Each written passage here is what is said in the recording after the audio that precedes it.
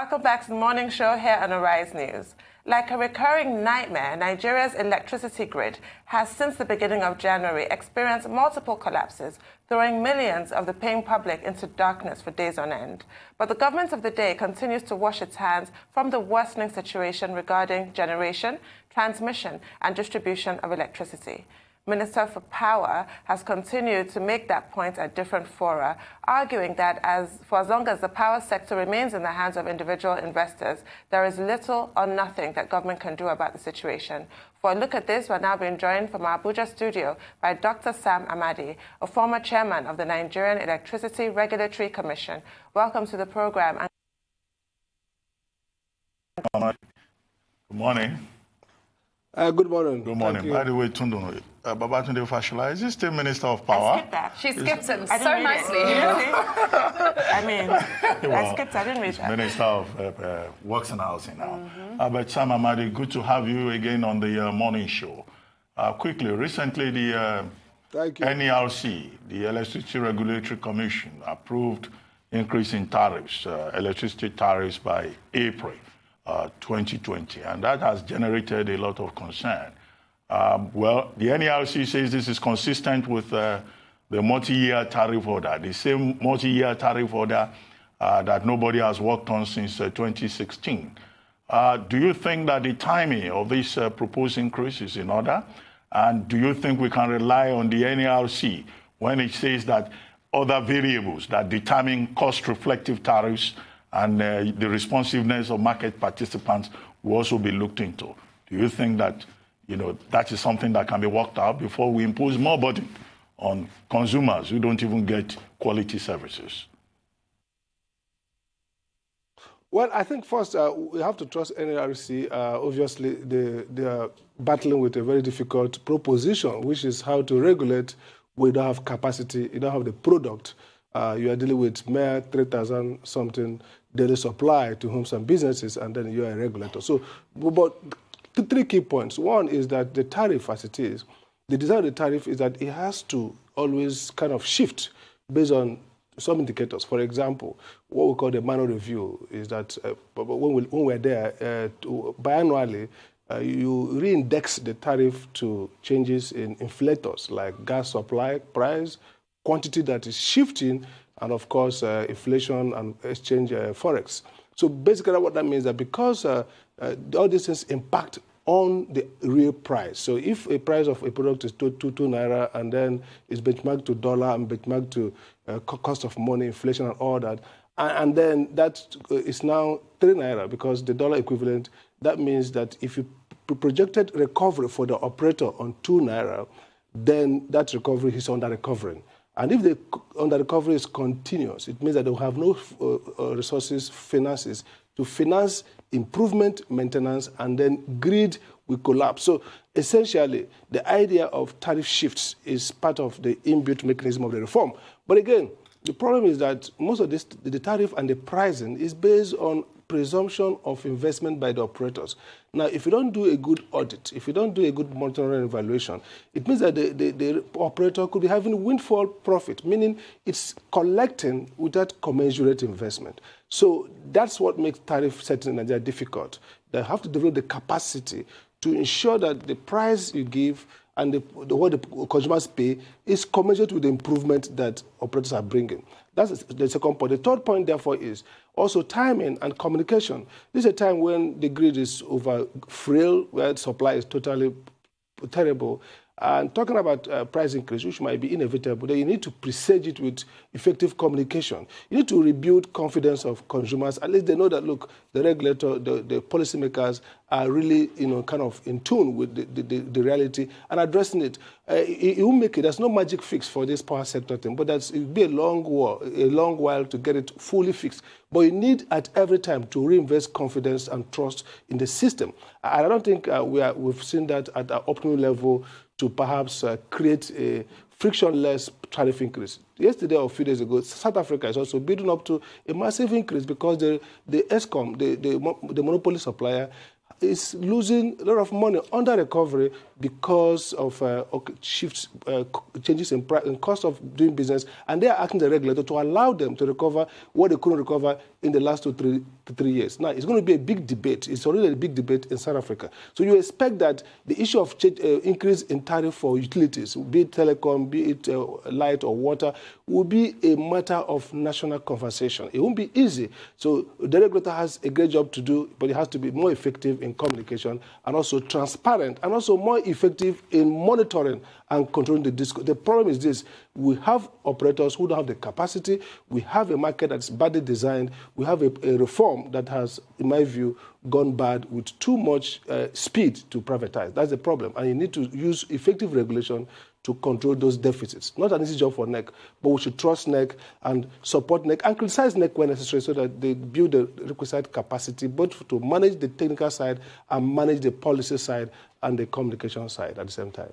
Thank you, Dr. Amadi. Now, the current chairman of NEC, John Momoh, said, "I have a dream that one day Nigeria will have steady electricity." So I think he was paraphrasing Martin Luther King's famous speech. So I'm going to borrow another famous speech. When will Nigeria get to the mountaintop, and how will we get there? Because what you have outlined now are some practical challenges that NERC is facing. And as you've said, we should all analyze and criticize where necessary. What do you think ought to be the priority right now? I think the priority right now should be 3 things, in my view. First is we should do a proper audit of the capacity, the market behavior, and the investment and managerial capacity of the operators. I don't believe in hysteria, public hysteria, to say, oh, let's divest from them, let's take back the asset. No. The regulator should do a peer review, market review assessment, and those who cannot should be eased out of the market through corporate and regulatory intervention. And so what that therefore means is that, for example, should we now say that government should dispose their 45 or 40% shareholding in the failing discourse and then use institutional investor with capacity, with competence and finance to come in and help those institutional investors to buy out majority shareholding of those who don't have the capacity? Because this sector needs money. Look at the problem.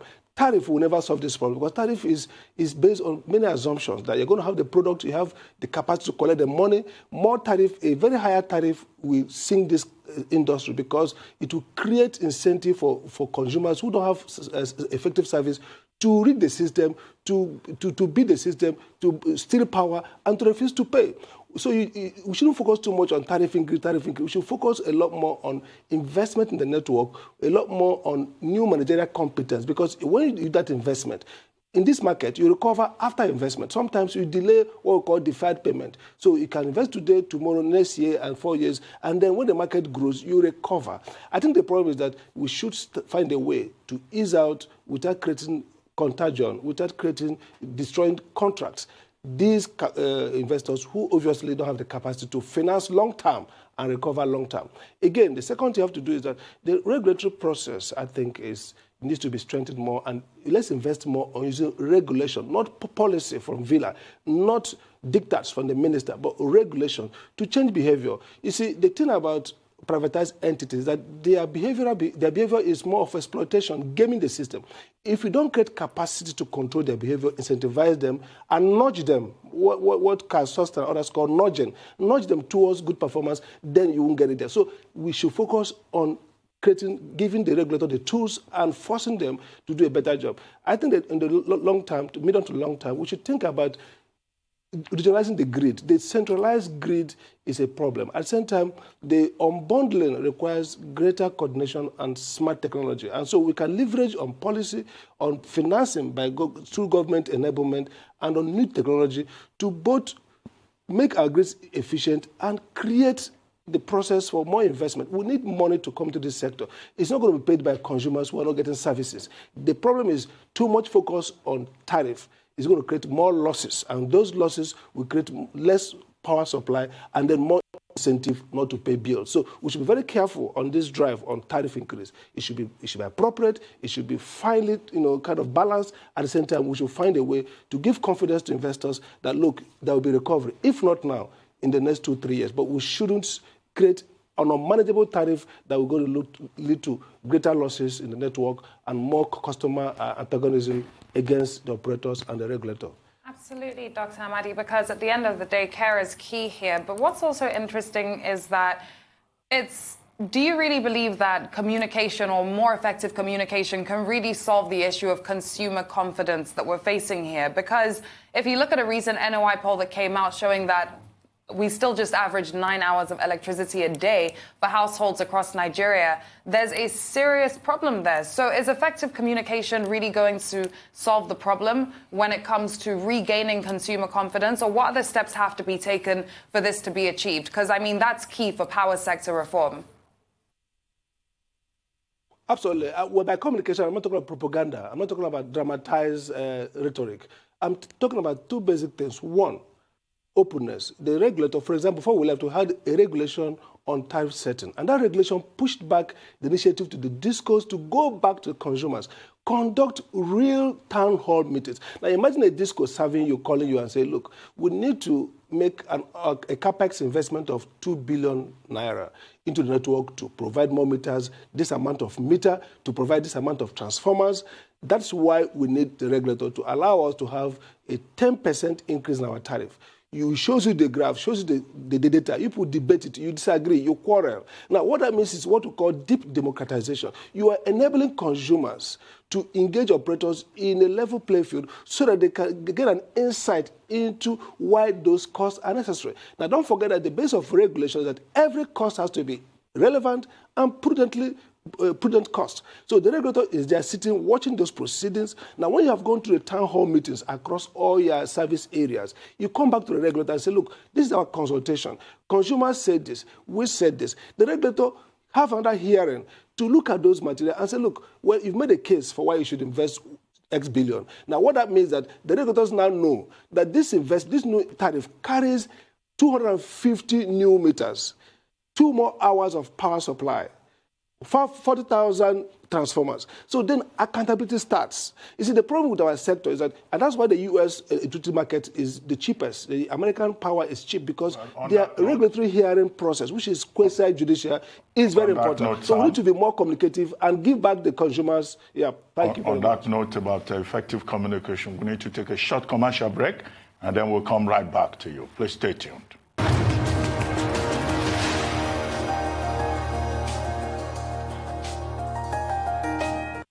Welcome back to the morning show here on Arise News. Still with us in our Abuja studio is Dr. Sam Amadi, former chairman of the Nigerian Electricity Regulatory Commission. Now, Sam, before we went on break, you were talking about effective communication. But I'd like to bring up something else. The House of Reps Committee on Power has advised that the proposed increase in electricity tariffs should be suspended. They don't think that it makes sense. They think the timing is wrong. And you yourself, you just said that, the focus should not be on tariffs alone.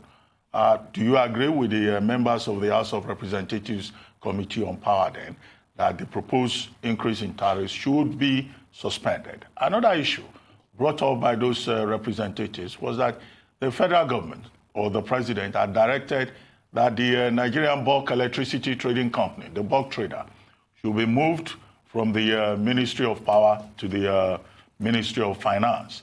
Now, the House of Reps members are saying that's illegal and unconstitutional. But what does it matter whether the bulk trader reports to the Ministry of Power? Okay, let me start with, I think I disagree with the House of Reps members on the issue of NEC. I think they don't understand their brief properly. They have no rights whatsoever to instruct NEC to discontinue tariff. They have no such right. You see, by the fact that they have set up the Electricity Power Sector Reform Act, the NEC has been given authority. In fact, the president has no powers, actually, to even direct NEC on tariff. Otherwise, it creates market risk. The reason for a regulatory agency is to create something anomalous animal between government and market. So telling NEC stop tariff is wrong, it's illegal. That power belongs to them. But what they should have done is this, and they don't do that. They should call NEC to come and give evidence of how they arrived at the tariff. For example, oversight means that they should ask NEC to show us whether you apply their mind to the evidence, to the facts. The law they made said that NEC should only pass efficient and prudent course. The law said that NEC should only give tariffs that allow for a recovery of efficient costs and just and provide value for consumers. So NEC should come out and tell us why they should increase tariff at a time like this, when there's no, good service. They should take NEC to task to explain the evidence and the logic, because that's what is oversight. You don't tell a regulator, don't do this, don't do that. That's a lazy way of doing it. Ask him to justify. And then you can now use law to create additional conditions that NEC must satisfy before they have the power to make laws. So they could say, NEC, look, before you ever publish a new tariff, then you have to weigh it with economic indicators by the office of the maybe Minister of Finance or office of the XYZ, or bring it for us for what we call presentation before approval. Those are the processes. You don't just come and say, stop, stop. If I was NEC chairman, I will not stop, because the law says you should do that. Now, the other point about the president and MBET, I think it's not illegal, but it's not a wise policy. Every work that MBET does is in the power sector. Forget that they are, they buy power for government. Forget that they're the one who carry the risk for government, and they protect government's balance sheet. But essentially, it's a power agency. And therefore, taking it to Ministry of Finance creates additional coordination problem, which is a crisis in this sector. I licensed the MBET. And when I was doing that, I had a view that MBET should sunset after 3 years. But the other commissioner said, okay, we should allow them to come back to the regulator with evidence. MBET is a makeshift temporal arrangement, and is better situated in the power sector, where it shares affinity and complementarities with other agencies of the power sector, the regulator, the operators that it services. So flying it to the Minister of Power because of the error of a minister who probably overreached himself is, in my view, overkill. MBET rightly deserves to be in the power sector, but of course, run to the board. Up to now, there's no board. They should have a board that makes decisions like firing, hiring, and not allow the minister to unilaterally, impose his will on MBET. Obviously, the lady there has doing a fantastic job. She's not corrupt at all. She was a victim of some kind of assault, but that doesn't justify taking MBET. I think it will worsen the problem. MBET is critical to the power sector, and therefore should be housed within the power sector in order to create synergy and coordination with the operator that licensed it, the operator and the NEC that licensed it, and the minister that provides policy, supervision, and support, as the case might be. I think it's an unwise decision, and I just hope that government will revisit it. But I don't think it's unconstitutional, illegal, because there's no law that set up NEC. NEC is incorporated by Ministry of Finance and the Nigeria Power Professional Agency, BPE, and therefore the president has a right to change the composition of structure of his government, and therefore it's not illegal, it's not unconstitutional, and the National Assembly doesn't have control over where the president decides to cite agency, a parastatal that's not created by law.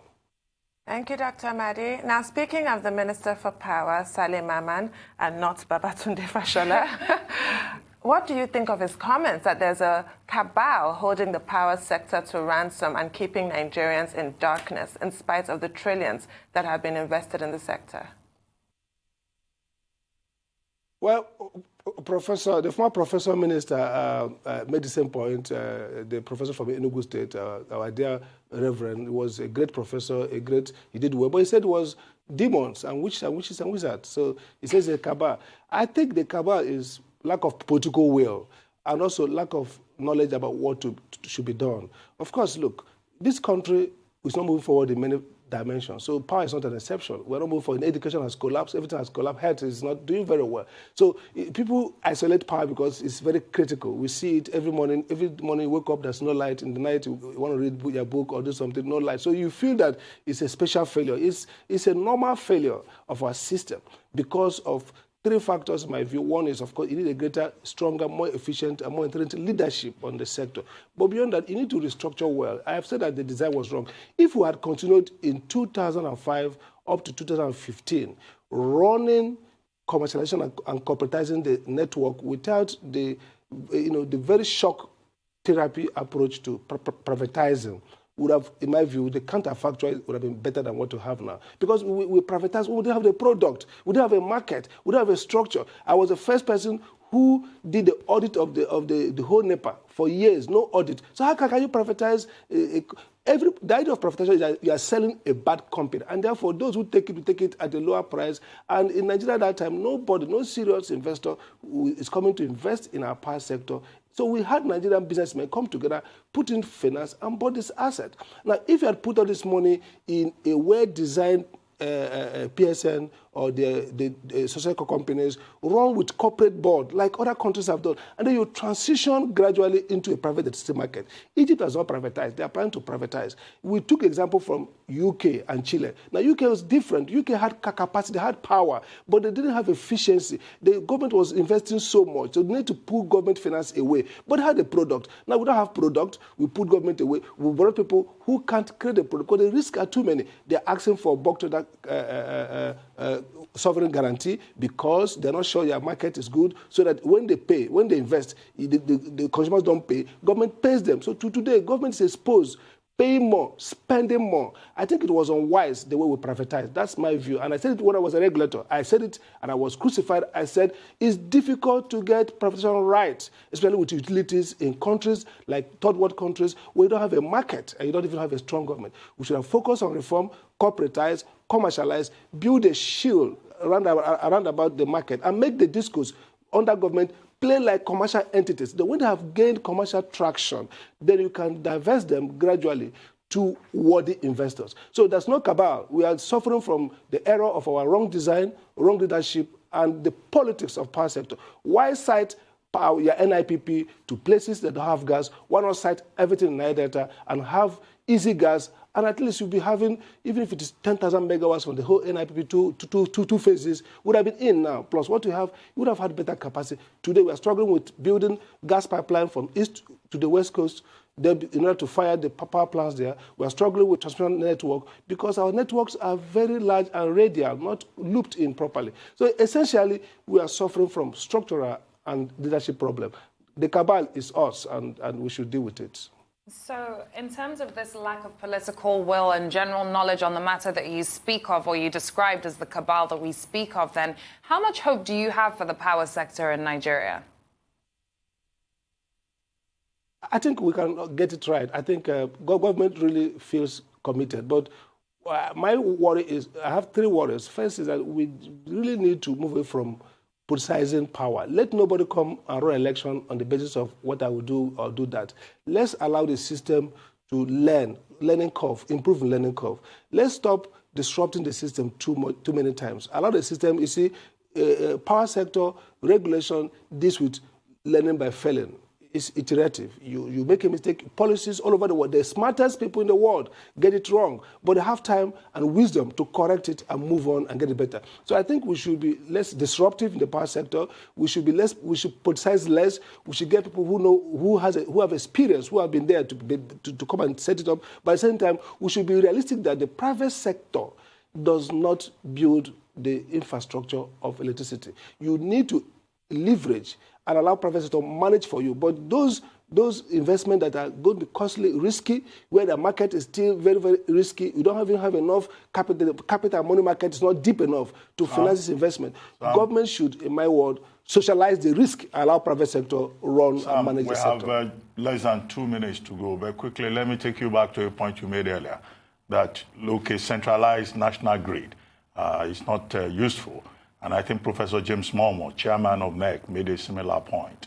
What are you asking for? You want an Operation Amotekun in the power sector, considering the fact that energy is on the exclusive list? Yeah, but energy is on the exclusive list, isn't it? Energy states can play in the energy market. But what I mean is this, we are going there. We're going through renewable, microgrids, mini grids, decentralized grid. So you still have perhaps the same regulator. The downside of this proposal is that many parts of Nigeria may not have the same level of efficiency. But let's get it right. We are going to develop by creating diverse efficiencies. And people learn from others, what they call cooperative federalism. Let's allow the grid to be stronger in some areas, weaker in some areas, so that those who are weaker will learn. But I'm not talking for immediate disruption. I'm saying create a phasing so that you can allow many operators in the grid, so that you can allow states to also play more key role. For example, allow people to generate without license from NEC up to 5 to 10 megawatts of power, allow for microgrids, allow for innovation. You see, the utility network is one of the areas that technology innovation is breaking up. The business model for power generation is changing fast globally because of nanotechnology, because of investment in artificial intelligence. People are now creating more and more efficiency within the large-scale power sector. So well, we thank you very much. be going backwards when people are moving forward. Thank you very much, Dr. Sam Amadi, for your insight. Very useful insights indeed. Yes. Thank you.